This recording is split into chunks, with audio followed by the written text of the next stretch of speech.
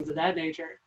But I was asked to talk a little bit about sort of the voting changes and some of the issues that are occurring this year, because voting is absolutely incredibly important. So just some key votes and some resources for you. You need to, if you haven't registered to vote already, you need to do so by October 5th. And one thing that you need to know about registering in Texas is that there is no digital way to do so. You can download a form, but you have to mail it in by the post office. You can also drop it at one of the locations or register at other areas as well. To request a mail-in ballot or absentee ballot, you need to do so by the 23rd. However, the post office suggests October 19th, given the slowdowns that are occurring. In-person voting starts on the 13th. And this website that I have here, it gives you a digital map, and you can actually look at wait times and find out where everything is. It's pretty interactive this year.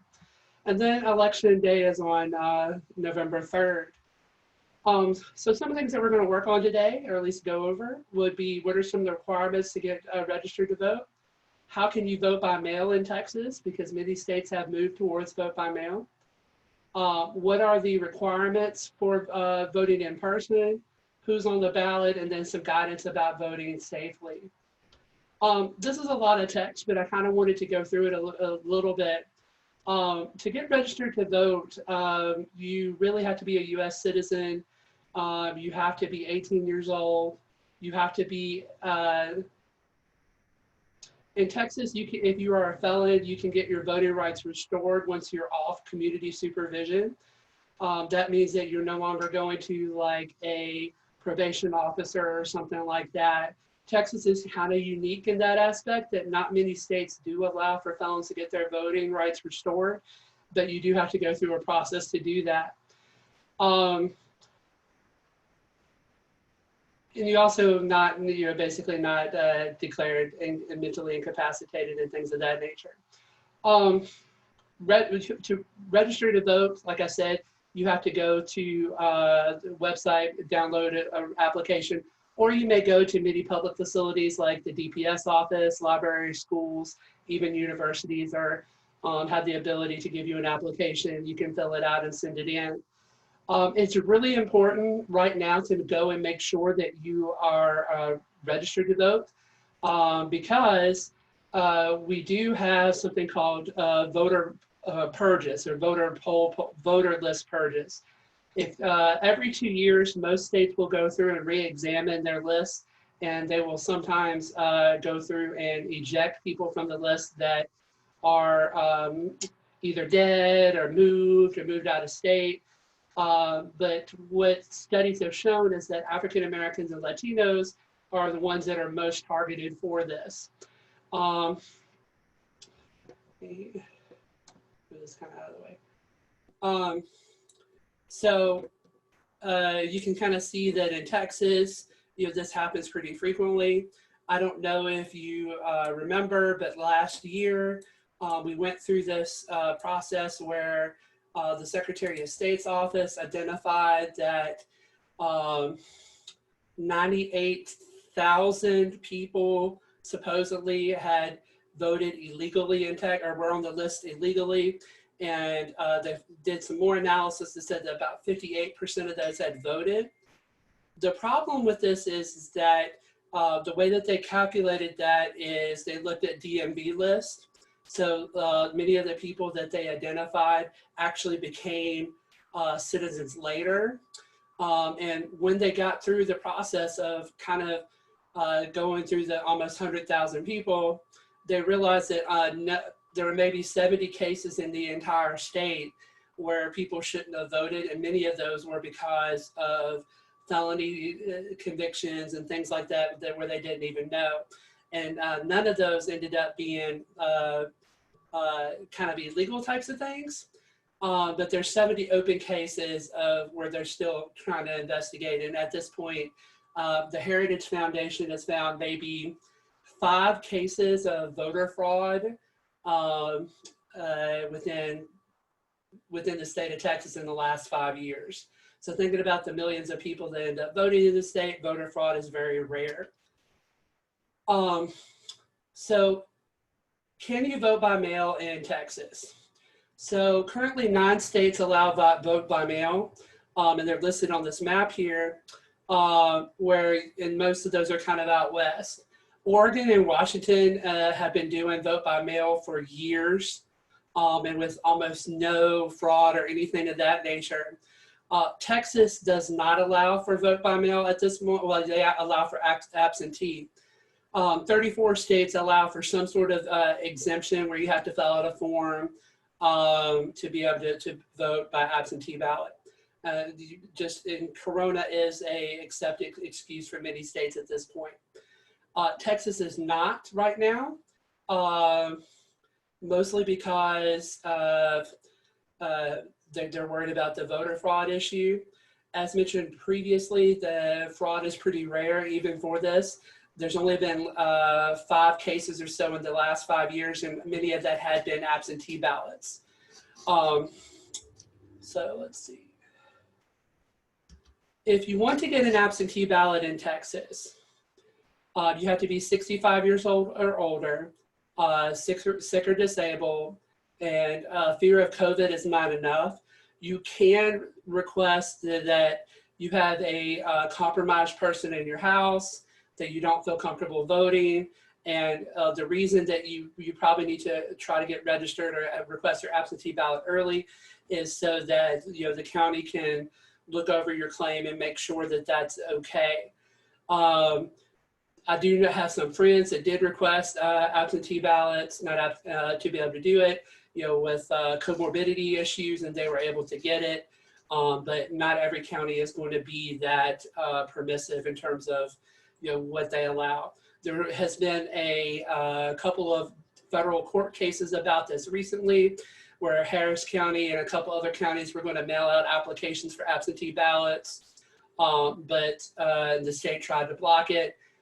Basically, the federal court said that that was okay, but the state could still institute whatever restrictions that they wanted to institute.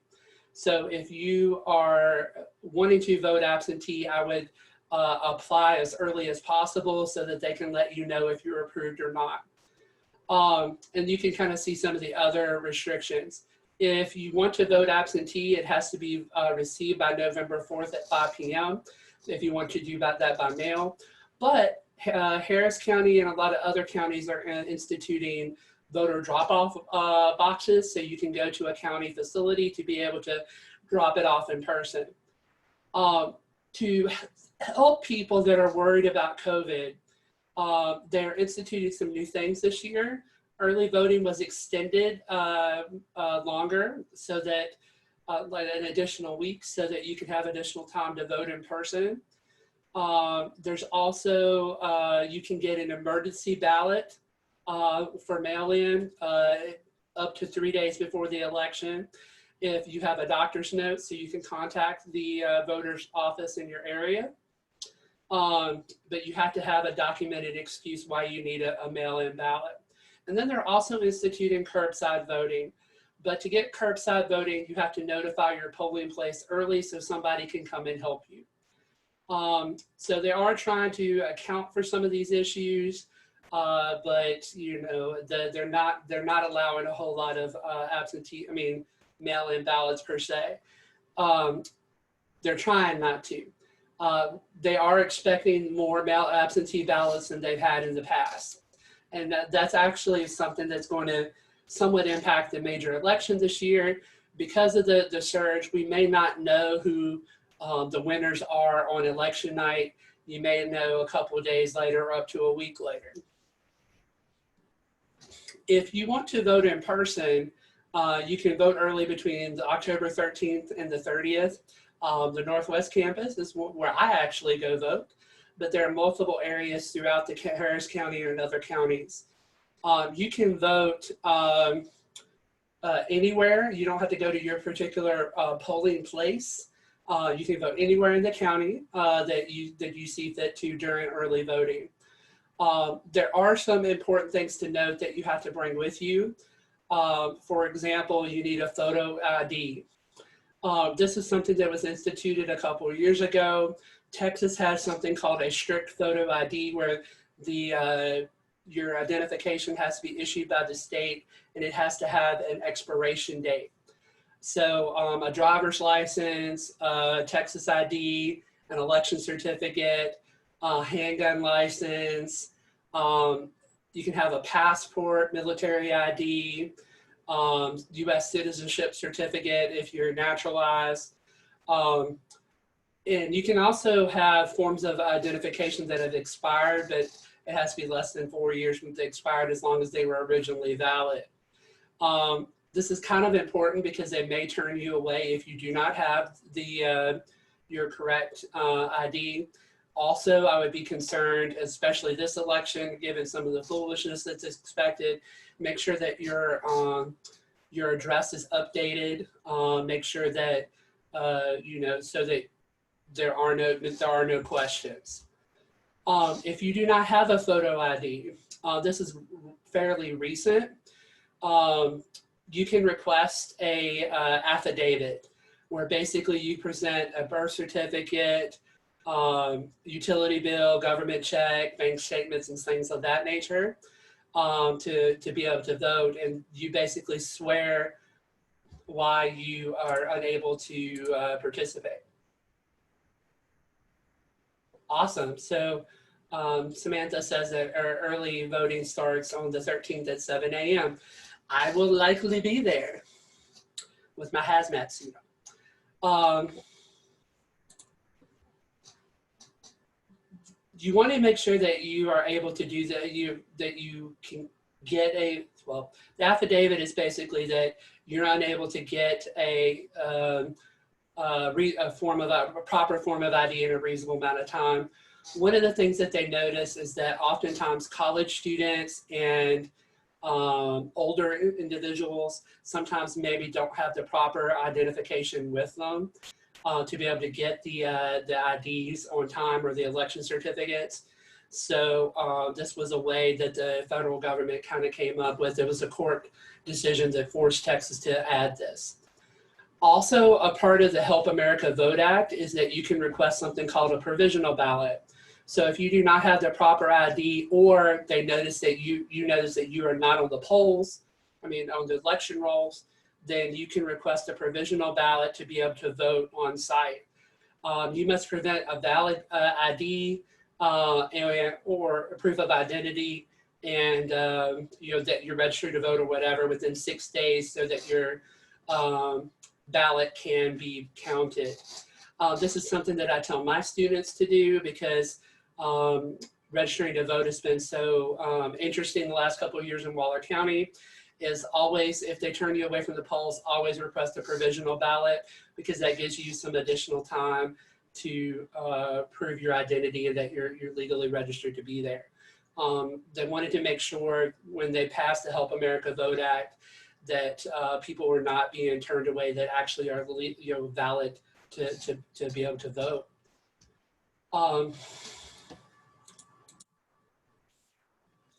So there's a lot of resources to determine who's on the ballot and to get a little additional information about it. The two best resources right now would be the League of Women Voters and the Texas Tribune. They have set up dashboards that will give you who's on the ballot. They will also give you some, at least the League of Women Voters will give you some information about what they stand for, what their platforms are. It's important to look at all the candidates, not just those at the top, because they have major, what happens down ballot actually impacts most people, particularly in Texas, like the House races, the Senate races, the city council races, the school board, the other state races. These are incredibly important. I think that we oftentimes get too caught up on the national stage and forget that there's a lot of stuff that's happening in other areas. So we want to make sure that you are at least paying attention who's there. I also included the information here from the three biggest political parties. So you have the Democrats and Republicans, and then the Libertarian is the third largest party in the state. They do pretty much field candidates in most major races. Um, the Secretary of State's office has given the couple of guidelines on voting safety. Basically, to make sure that you are social distancing when you go vote in person, since they're anticipating still a lot of people having to vote in person because of the restrictions on who is able to get a absentee ballot or a mail-in ballot. So stay 6 feet away from other voters, wear a face mask, and if you're in Harris County, you kind of have to anyway. Bring your own pencil, pen, and paper over ballot and hand sanitizer. Wash your hands, and then use your early voting to limit your exposure. Try to go as early as you can to make sure that things are taken care of. Before I get to the last slide, I wanted to go back to the absentee ballots and the mail-in ballots. Statistically, there is no difference between the two, between absentee and mail-in ballots. I think the politicians are kind of making more of it than what it actually is. How absentee ballots and mail-in ballots are validated is that you have signatures, and then also you have to have somebody kind of witness when you vote. So usually somebody has to sign off on that. So the fraud in these cases, as I mentioned before, are really rare. Let's see what else. The other thing that I want to kind of bring up that's interesting is that this is the first time that we will not have straight ticket voting in the state. One of the laws or constitutional amendments or something that passed last biennium was that straight ticket voting is not going to be allowed anymore. So before, you would be able to go in, you press Democrat, Republican, and you can just go.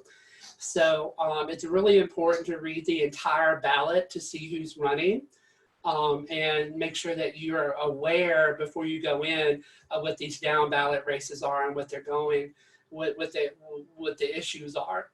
And this is going to be a challenge for some areas, particularly like Harris County, where we're voting for like 13 pages of candidates, and you know that may be a challenge for some of the parties. They're not quite sure what the impact is going to be. Again, voter fraud is rare, and because if you commit voter fraud, it's a felony. You end up going to jail. I think the library actually sponsored this event last year, where the woman in Dallas had voted after having a felony, and then she ended up having to go back to jail. But there's all kinds of types of fraud out there, but voter fraud is definitely not as prevalent, I think, as the national government would have us believe. At least the data is not showing that. Your vote counts as long as you can vote early, and you can turn in your absentee ballots as early. The post office has basically told everybody to try to do it as early as possible because there's going to be a slowdown. You can use a drop-off location if you want to vote absentee or vote by mail. And Harris Votes will have a couple of those drop-off locations. So that's what I had to go over. So I'm interested in hearing any of your questions or having a discussion about some of the issues. I had a kind of question, comment, and you were talking, can you hear me? Yes, ma'am. Okay, when you were talking about, I remember the lady who was convicted of voter fraud because she had thought that she had finished her probation, but apparently hadn't. And so, yeah, you're right. And the reason I thought about that, when I was in Pittsburgh, I worked with adjudicated young men in the program, and in Pennsylvania, you can vote right as soon as your sentence is over. In Texas, I think it's different. And in Texas, what qualifies as a felony is a little bit different, especially as far as like with marijuana or things that a lot of students sometimes may have. I think any drug possession could be is a felon in Texas. I'm not sure.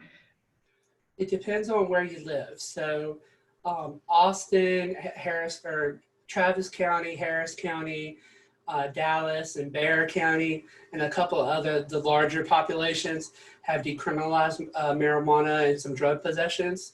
So it's a misdemeanor or a ticketable offense. It just depends on how much you have.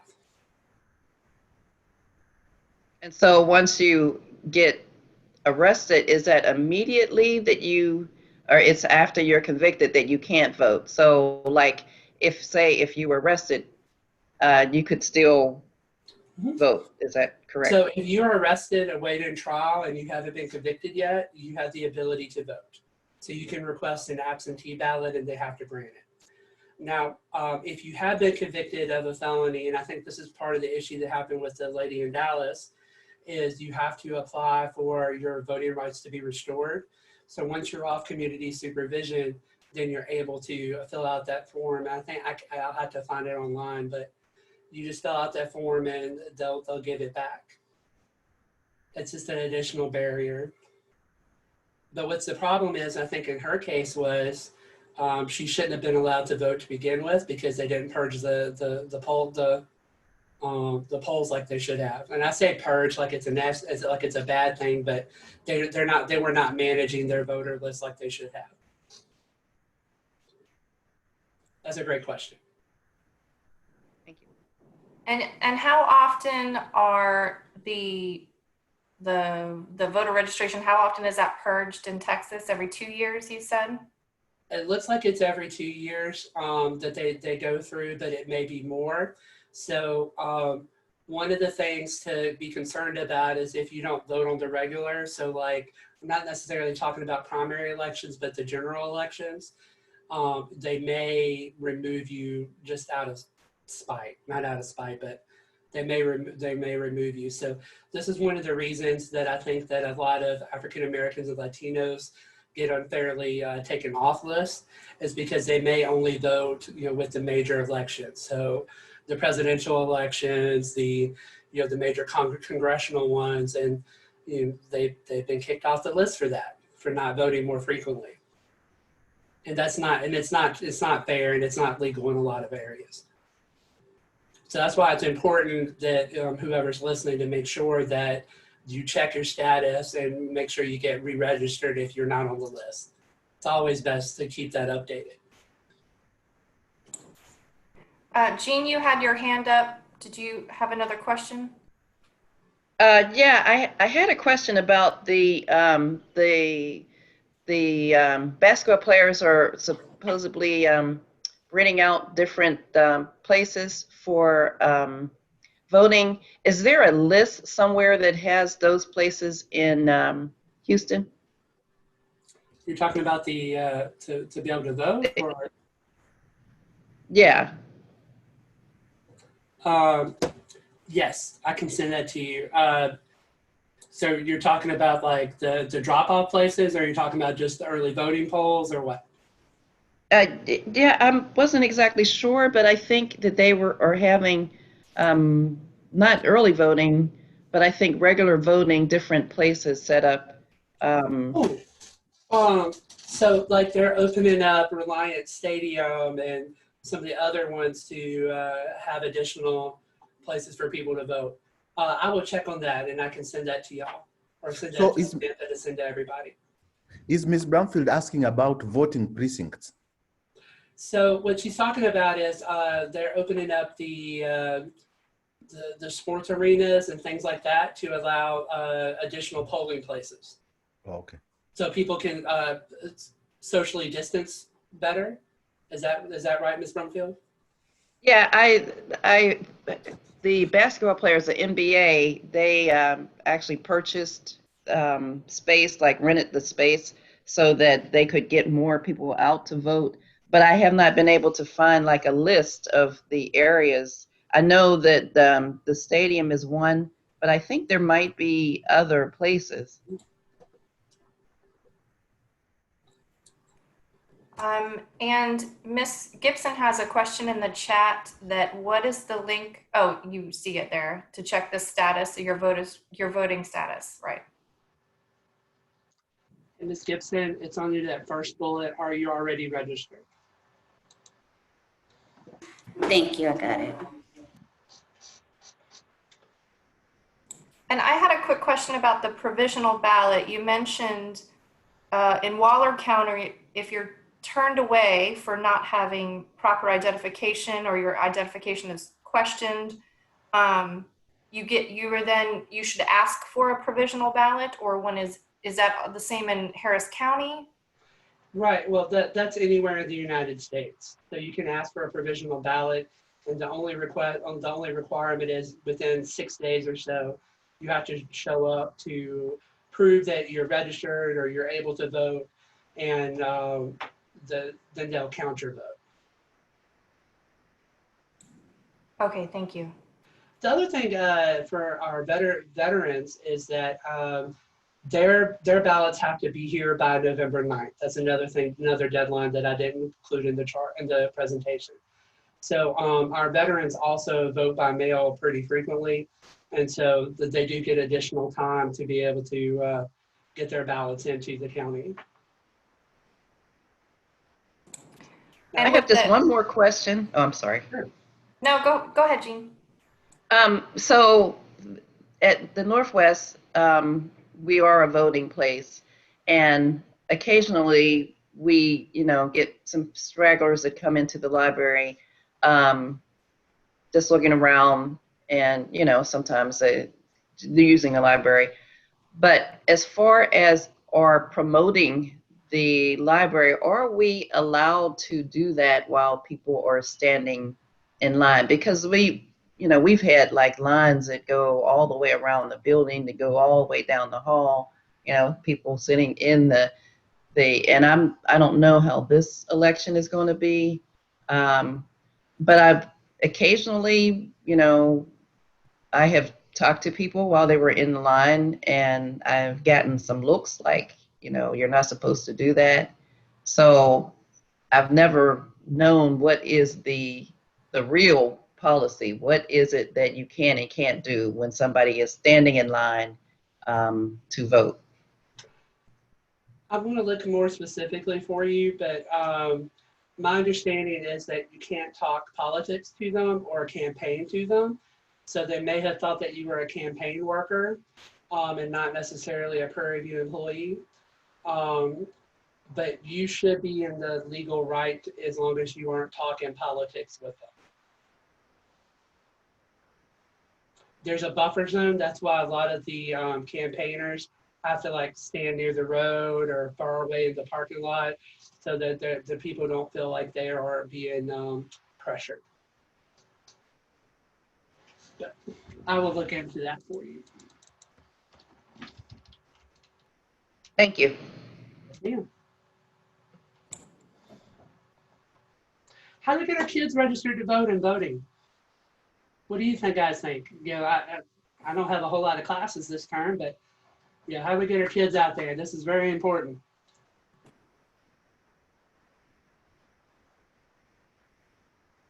I don't think that we're doing a good job right now. I know there's been when the last presidential election, not the 2016, but when Barack was elected, there was a lot more that PB was doing as far as promoting voting, and I don't see that right now. They've hired somebody to kind of work on this a little bit, but I'm not sure how far she's gotten. Her name is Dr. Crystal Edwards, and she's working with Dr. Sam's area, or Valerie Holmes. But I don't know if you guys know this, but Miss Alicia Lowe has left the university, and so she used to do a lot of that voter turnout, get out the vote types of things, and so they're trying to find somebody to fill that void. I didn't know Alicia Lowe had left. Yeah. So. She's very happy. I think she's got a new job, and So we sure will. How do our undergraduates get their ballots? Assume they were on campus. So they're going to have to vote in person.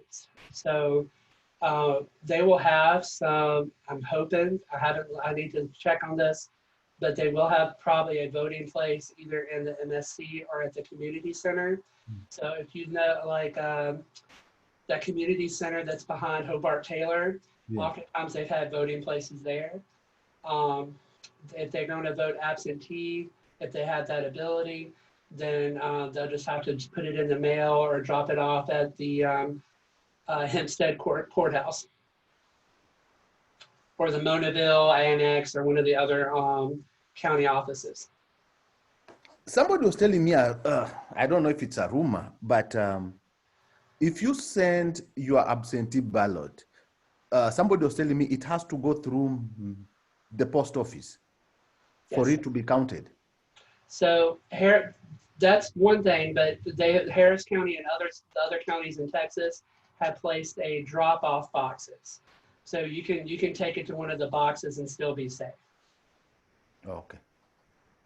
So I guess it's on Cypresswood.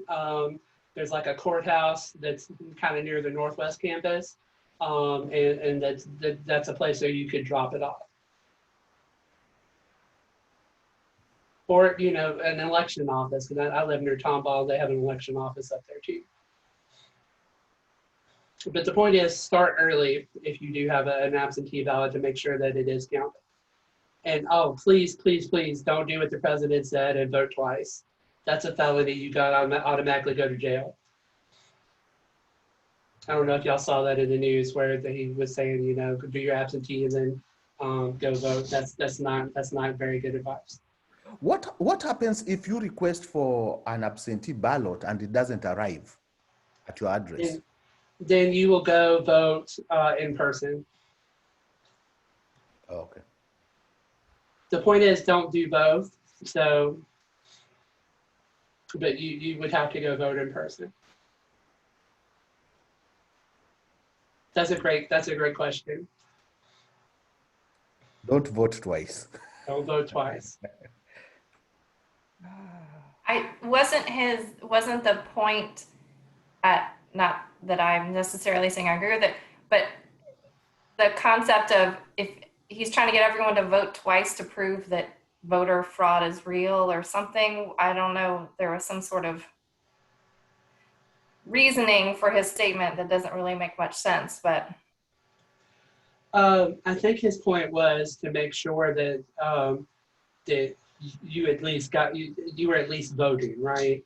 So he was telling people just to make sure that you do the absentee and then go vote in person to make sure that your vote is counted. I don't think it was necessarily a nefarious thing, but it's bad advice because, you know, the county could go after them for voter fraud. Actually, what happens, because towards when an election looks like it's very close, it's likely to be very close, sometimes people will try to mislead voters. It's like, hey, yeah, we will vote on Wednesday. And yet, the day to vote is a Tuesday. When people mislead others like that, what happens? Is it a felony or is...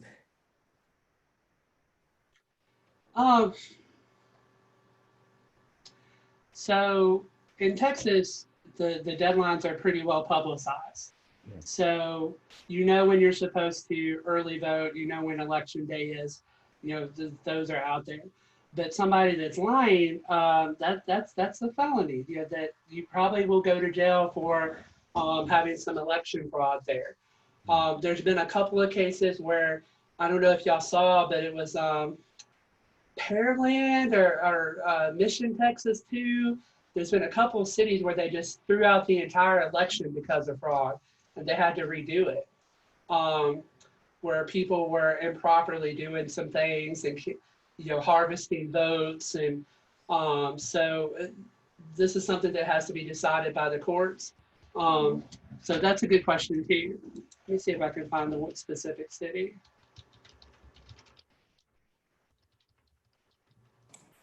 While you're looking for that, I just wanted to say that Miss Brumfield had put in a link. She has a LibGuide on voting. So that's in the chat right now, if anyone wants to take a look at that. So recently it was Mission, Texas, overturned their entire election because of fraud, like you mentioned, and Clover County, Texas, that both of their elections were overturned because of improper because of voter fraud and stuff like that. So the courts have gotten involved and overturned entire elections. So at least the judicial branch is trying to get involved. So how can I help you guys get the word out other than, you know, the LibGuide on voting?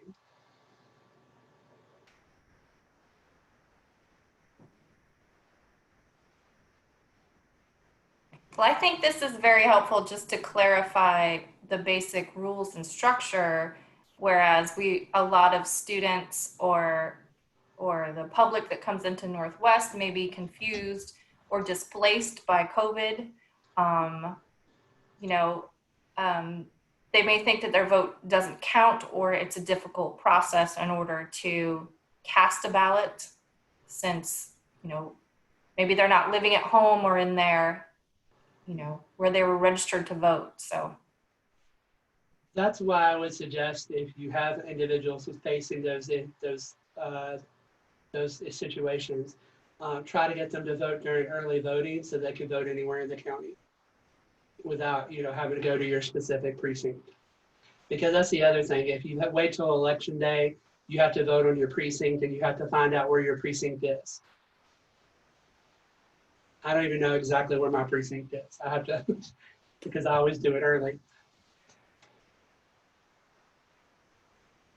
But you can find it out, I guess, easily. Okay. And just a reminder that you can vote at Northwest, the Northwest branch, and starts Tuesday, October 13th at 7 a.m. And I'm going to be there. So you can come see us all. Okay. Well, I just want to, does anyone have any other questions or?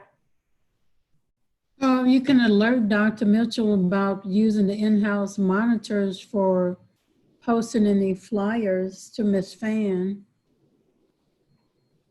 That's a good suggestion, yes. Did you hear that, Dr. Mitchell?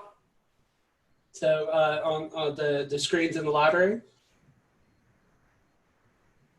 Yes. Okay. Okay. I will tell my peers.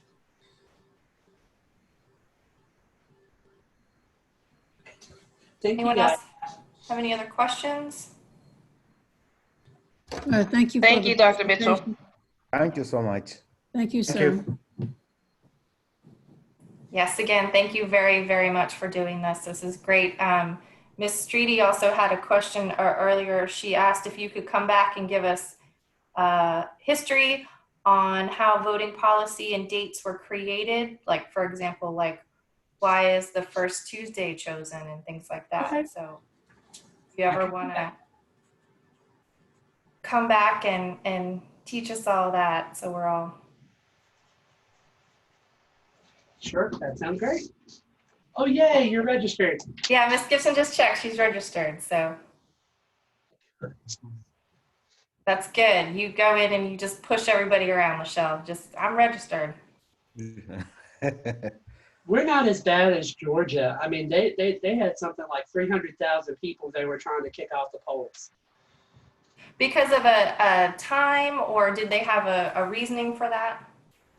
Same thing. They looked at the driver's license list and they thought that, all these people are illegally voting.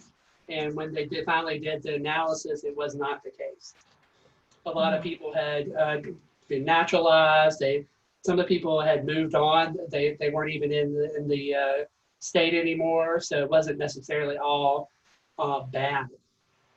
Just stuff that happened. Mm-hmm.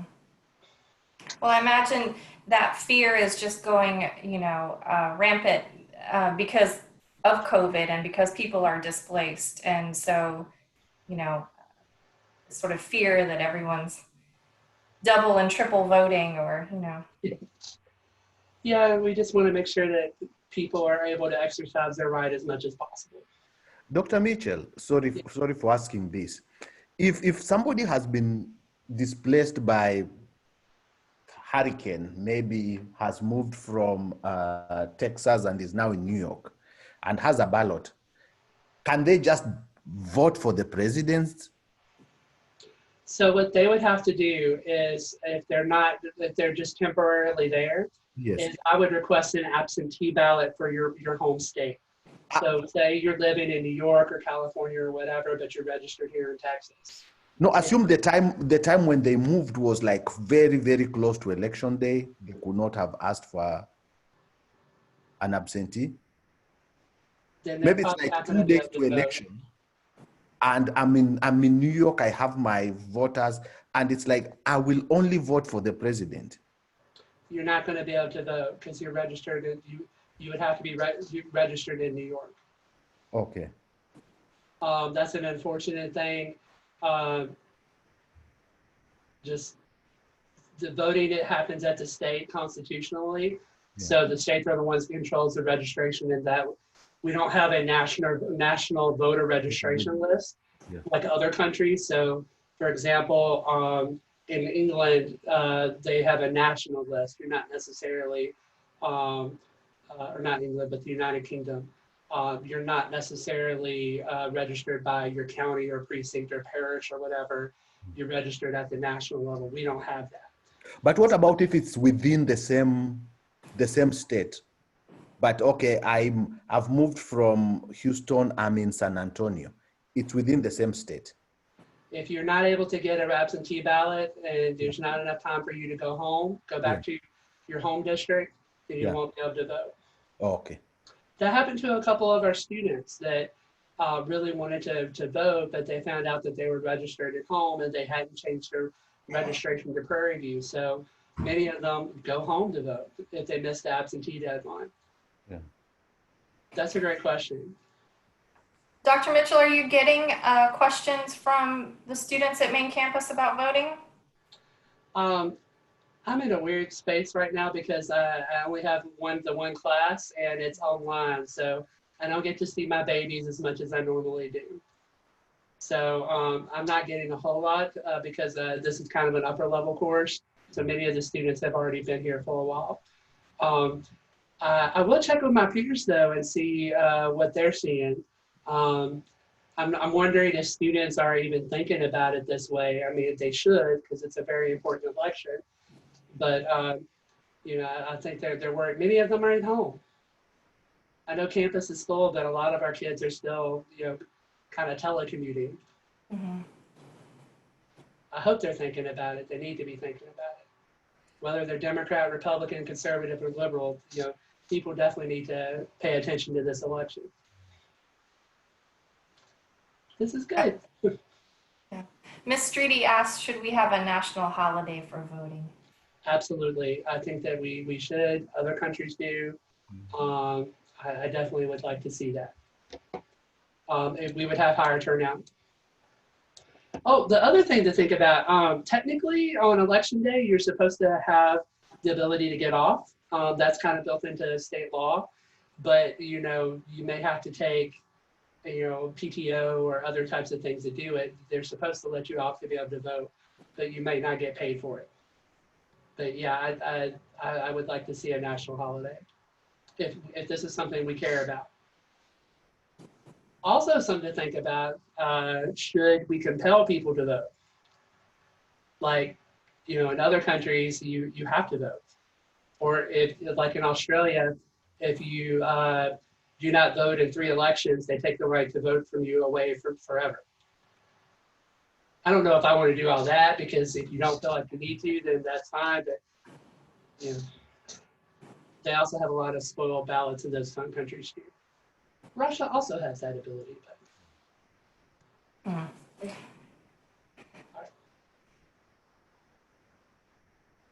Okay. Well, thank you. I can't thank you enough, and we'll definitely have you back to answer some questions and clarify some things, and hopefully we can play a part in supporting all our Prairie View students to vote. Thank you for having me. I really enjoyed it, and I love working with you anytime I can. Thank you again. Thank you. Thank you for attending, everybody. Hope to see you soon. Thank you. Yes, yes. Bye. Everyone stay dry. Bye. Goodbye, Sam.